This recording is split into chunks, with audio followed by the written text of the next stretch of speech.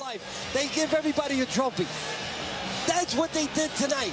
They gave a trophy, a win, a huge win to Horn, the local kid, for trying hard. You're not supposed to get it for trying hard. You're supposed to get it for winning. Isn't he retired? That's the question a lot of people are asking. He seems to be this enigma that doesn't really know what he wants to do. I've called him an attention seeker. A bit harsh, but I kind of stick to that. I think he is a bit of an attention seeker. Hasn't necessarily got the love that he thought he wanted to get from the Vladimir Klitschko performance, and he's compared himself to what Anthony Joshua got. And I think he's almost retired from the sport because A, of that, and B, he's just had enough. C, he's severely overweight, and D, I don't know if he's hungry for it or not, but expect him to come back out of retirement. The money on offer to fight Anthony Joshua, it is too big. It's going to be too big. We're talking tens and tens of millions, and I just don't expect him, who has clearly said he can beat Anthony Joshua with his hands behind his back, is going to turn down that money on offer. So although Tyson Fury has retired, he kind of put on his Twitter page he's retiring and he's out of the sport. That was a month ago. Expect him to come out of retirement next year. Vladimir Klitschko is retired. He was supposed to fight Anthony Joshua. That was supposed to be in Las Vegas in November. He's retired and he said he's done.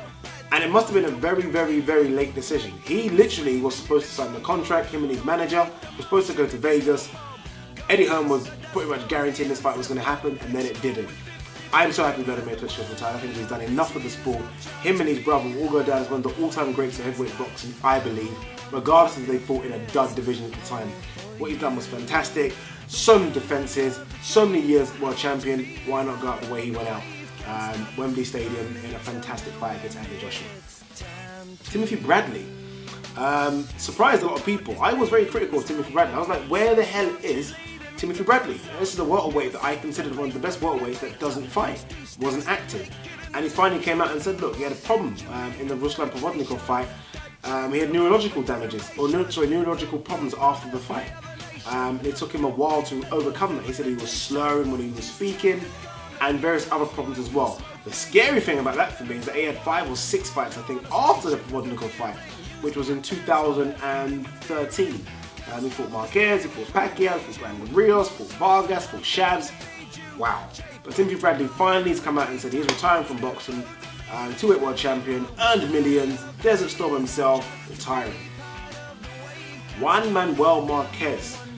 Look, Marquez hasn't fought for years, so he's probably, for me, he's been retired anyway. I think the last time Marquez fought was 2014, so he's been retired forever anyway. But Marquez will go down as a living legend, 4-weight world champion.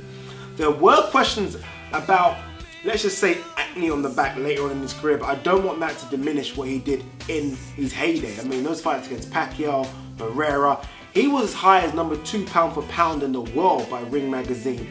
Fantastic fighter. I didn't like the idea of him jumping weights, but why not? Look, Mayweather asked him to come up to welterweight and fight. How could you turn that down? He then went back down to his normal weight division and done very good things against the likes of Juan Diaz. Looked fantastic against Caceres.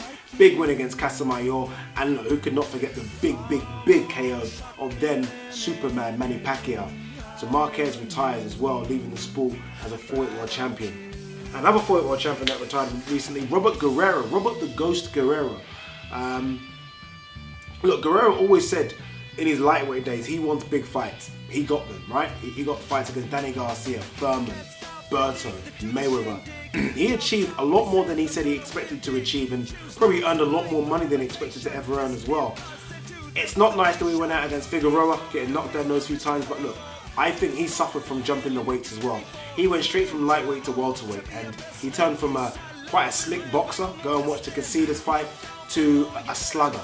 And I think that was never his style. But regardless, he had a fantastic career, and there's no shame in going out the way he did. Let's not forget Paulie Malignaggi. He kind of announced his retirement earlier this year. The very outspoken but brash Paulie Malignaggi done fantastic things in the ring and outside the ring as well. I think Paulie Malignaggi is one of the best breakdown of fights ever.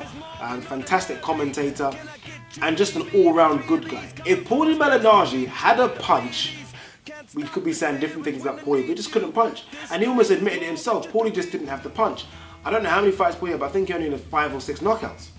You know, it's funny. I remember watching Paulie Malignaggi fight Juan Diaz. It could have been the rematch. And Paulie landed a punch, and Juan Diaz wobbled, and you could almost see the look of disbelief on Paulie's face. I wobbled one. Diaz? What, me? So yeah, Paulie Malignaggi, great guy, and would do really good things as a colour commentator for Showtime, doing really, really good things. My favourite on the list are guys that says he's going to retire this year. Miguel Cotto, fantastic fighter. Again, another 4-weight world champion, the third man on the list. It's a shame that he's going out with the Kamagai fight. It really is. I hope that's not. He said he's retiring 31st of December 2017. Kamagai fights in 2 weeks. So hopefully he can get another fight in December.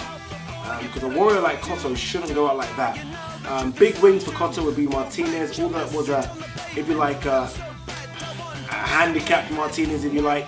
That was a huge win for him. The Margarita rematch was a huge win for him. But I think Cotto, for me, will be remembered for what he done early in his career. The likes of DeMarcus Corley, Randall Bailey, Pinto, fantastic wins. Shane Mosley, Zach Jr., good wins. And even put up a very, very good fight against Floyd Mayweather. Obviously, the setbacks will be the big Antonio Margarita loss when he got cheated, and the Pacquiao loss as well. Nonetheless, fantastic career for Cotto. And yeah, so this is it. This is guys, I'm about to say Hall of Fame, but this is the guys that are retiring in 2017, and I'm sure there'll be more. But who of that list, who do you think's had the best career? All the guys that are retiring right now, who's had the best career? I would have to give it to Marquez. Marquez may have had the best career. I think Marquez, wow, what a career. Some big wins. The quadruple fight with the 4-time fight with Manny Pacquiao. Fight against Timothy Bradley, Casamayor, Guerrero. Marquez is a living legend, Hall of Fame. And I'm going to just, for the second, close my eyes about that acne on the back. Didn't see it, didn't happen. What happened?